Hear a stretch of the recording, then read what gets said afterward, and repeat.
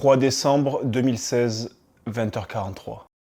La mort d'un enfant trop faible pour affronter la vie. Et à la base, rien de tout ça ne devait arriver.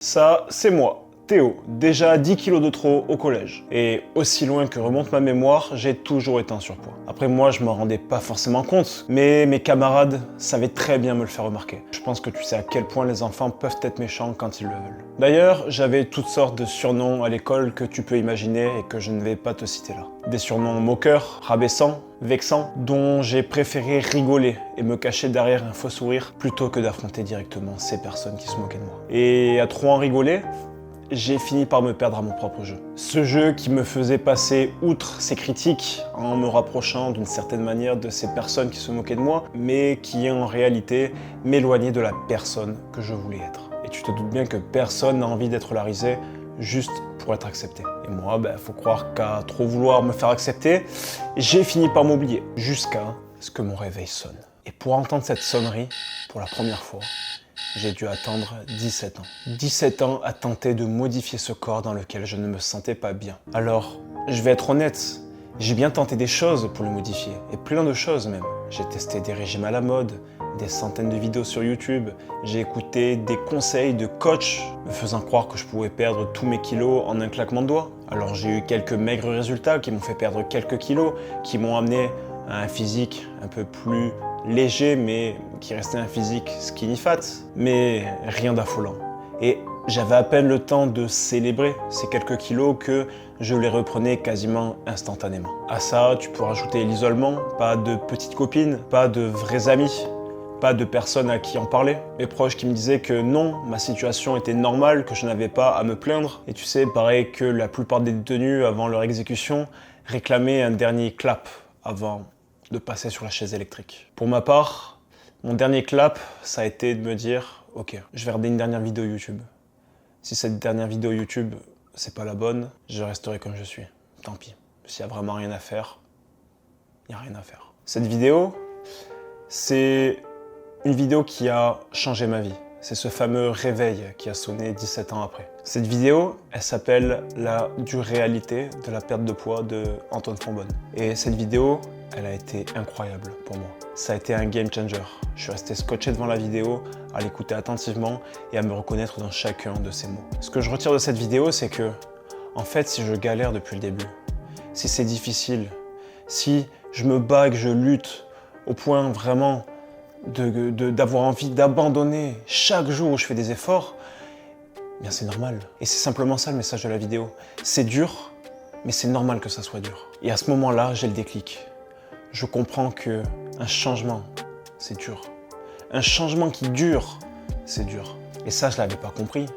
Je pensais que c'était moi qui étais trop faible. Je pensais que c'était moi qui n'avais pas la bonne génétique. Je pensais que c'était moi qui n'avais pas le bon environnement. Je pensais que c'était moi qui avait un corps qui allait rester gras toute sa vie, qui allait avoir un corps au maximum skinny fat. Et surtout, ce que j'ai compris, c'est que je ne devais pas trouver la méthode qui fonctionne. Je devais trouver ma méthode qui fonctionne. Ce qui est bien, c'est qu'après toutes ces années, avoir testé des régimes, des méthodes, des programmes d'entraînement, des techniques d'intensification, des exercices, des circuits training, des aliments, des régimes, à force d'essayer tout ça, j'ai réussi à développer une certaine facilité, une certaine acuité dans le monde du fitness et à comprendre ce qui était bon. Ce qui était bon pour moi dans un premier temps, puis pour mes clients quelques années plus tard. Ce que j'ai également compris, c'est que c'est difficile. Le secret, ce n'est jamais user de la facilité. Ce n'est jamais prendre le chemin le plus facile. Mais malheureusement, du moins mieux vaut tard que jamais, mais j'ai compris que vouloir un chêne centenaire en une semaine, en oubliant même que le principe du chêne centenaire, c'est qu'il a mis 100 ans à en être là où il en est. J'ai compris que quand tu plantes une graine, tu n'obtiens pas un arbre dès le lendemain. Et que ce qui vient en dernier, réellement, c'est le fruit. Aujourd'hui, les fruits, comme tu peux le voir, je les ai plus que récoltés. Je les ai tellement récoltés que je sais exactement comment semer, où semer, quand semer, à quel moment, mais aussi comment récolter les fruits de son travail. Et je vais pas te mentir et te faire une promesse marketing en te disant que c'est une nouvelle méthode miracle ou secrète, non. Il n'y a pas de pilule magique, il n'y a pas de nouvelle méthode, il n'y a pas de bouton sur lequel tu vas devoir appuyer pour te transformer physiquement. On peut dire plutôt que c'est une sorte d'équation pour réussir sa transformation physique, une sorte d'alchimie.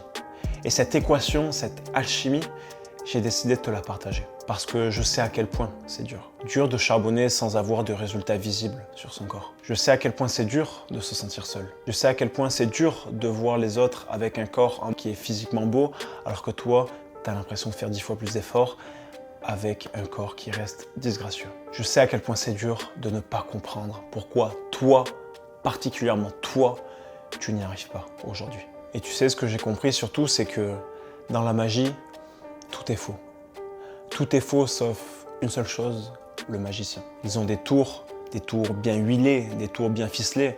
Et ces tours, j'ai décidé de te les partager aujourd'hui. Et je ne dis pas ça pour te faire rêver, mais bien pour te faire espérer. Tout comme moi, cette fameuse vidéo qui m'a redonné espoir, qui m'a refait espérer, qui m'a redonné la rage d'atteindre mes objectifs. Tout comme cette vidéo qui m'a apporté de la lueur pendant que j'étais dans le noir. Alors voilà, si tu te sens seul, si tu sens que c'est très difficile, sache qu'il existe des solutions. Des solutions qui existent et qui, avec du courage, avec la détermination de les appliquer, te mèneront hors du rivage. Ne vois pas cette vidéo que je te fais comme une vidéo motivation, mais plutôt comme un testament. Un testament d'un enfant qui, un jour, espérait devenir juste normal, espérait juste se fondre dans la masse pour arrêter d'être moqué et qui finalement finit par dépasser de loin tous les résultats qu'il n'avait même pas pu imaginer. Alors voilà. Si tu te retrouves dans mes propos, que tu souhaites passer de l'autre côté, sache que je suis là pour te tendre la main et pour t'accompagner dans ton objectif. Le Théo de 10 ans, le Théo du collège, le Théo qui était malheureux, le Théo qui était seul, lui, il est mort.